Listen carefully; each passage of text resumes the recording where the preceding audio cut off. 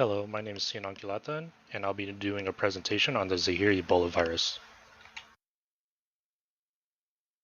What is the Zaire Ebola virus?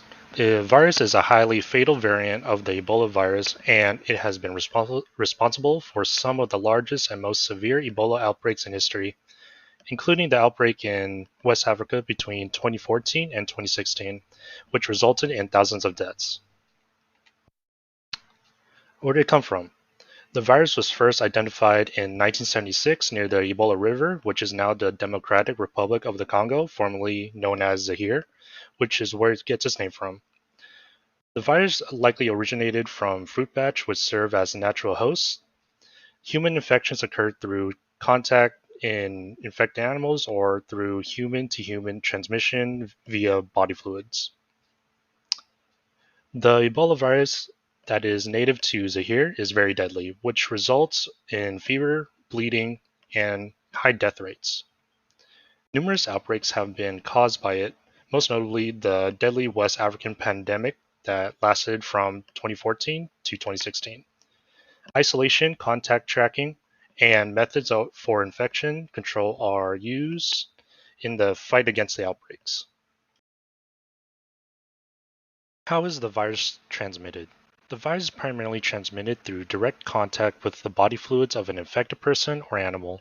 These bodily fluids can include blood, saliva, urine, feces, vomit, or any others. The virus can enter through broken skin or any other body parts, such as nose, eyes, or mouth. Through activities such as caregiving, healthcare work, or traditional burial practices that involve washing or handling of the deceased may be at risk of carrying the virus. In some cases, this virus can also spread through contact with surfaces or materials contaminated with the virus, although it is less common than direct contact with body fluids. There is also evidence that suggests that the virus can be transmitted through contact with the semen of the male survivors even after they recovered from the illness. How does the virus invade your body? When a person comes into contact with the body fluids of an infected person or animal, or comes in contact with a contaminated object, the virus can enter their body through openings such as eyes, nose, and mouth, cuts, or any other broken skin. Once inside the body, the Ebola virus targets specific immune cells. These cells are found throughout the body, including the skin, spleen, liver, or other organs. The virus attaches to receptors on the surface of these cells and enters them where it begins to replicate rapidly. As the virus multiplies, it spreads to other cells and tissues, causing widespread damage to the immune system and triggering an inflammatory response. The virus can also directly damage the walls of the blood vessels, leading to leakage and loss of fluid from the bloodstream, which contributes to the characteristic of hemorrhage. Overall, the virus invades the body by hijacking immune cells and rapidly replicating, leading to systemic infection and the onset of symptoms associated with the Ebola virus. What happens to your body once infected? Once infected with the virus, the body undergoes a series of complex and often severe responses as the virus begins to replicate and spread. In the first stage, the incubation period, after initial exposure to the virus, there is an incubation period that typically lasts between 2 to 21 days, during which the infected individual may not experience any symptoms. In the second stage, as the virus begins to replicate, symptoms would start to appear. These symptoms can include fever, severe headaches, muscle pain, weakness, fatigue, diarrhea, vomiting, abnormal pain, or any unexpected bleeding.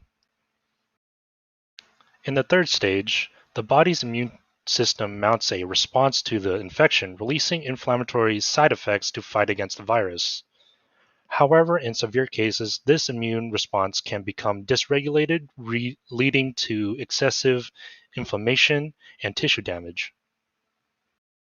In stage 4, the virus rapidly spreads throughout the body, targeting various organs and tissues, including the liver, spleen, kidneys, and lymph nodes. It infects immune cells, and causes widespread damage to the blood vessels, leading to the leakage and loss of fluid from the bloodstream. In the fifth stage, as the infection progresses, multiple organ systems can be affected, leading to organ dysfunction. This can result to complications such as kidney failure, liver damage, and bodily collapse. In the last stage, in the most severe cases, the combination of organ dysfunction, fluid loss, and systemic inflammation can lead to multiple organ failures, then shock, and then ultimately death.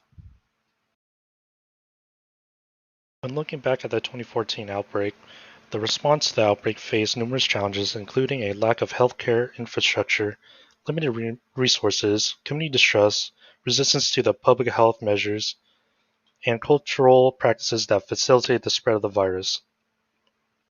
The outbreak prompted a massive international response, with the deployment of medical personnel and aid from various countries and organizations. The World Health Organization declared the outbreak a public health emergency of international concern in August 2014. The outbreak had devastating consequences, resulting in over 28,000 reported cases and more than 11,000 deaths.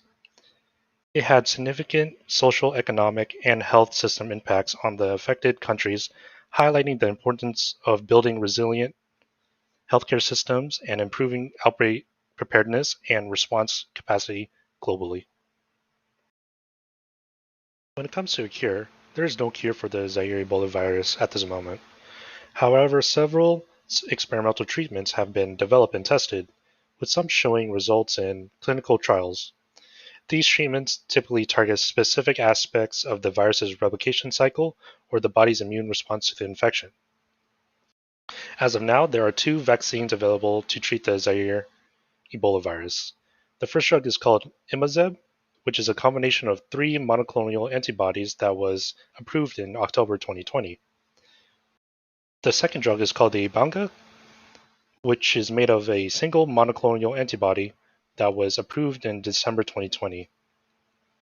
During the outbreak in 2018-2020, these two medicines were tested in a randomized controlled study in which the researchers concluded that the medicine is effective against the Zaire Ebola virus, but has no effect on the other variants. What can we do to prevent the spread? If you're in an area where the virus can be lurking, you should avoid contact with people or animals. Do not touch exposed body fluids and do not go near the deceased bodies that carry the virus. You should always wash your hands and avoid touching your eyes, mouth, or nose. And when it comes to raw food products, you should always disinfect it before serving. If you have come in contact with someone who has the virus, you should right away wash your clothes. Thank you for listening. This concludes my presentation.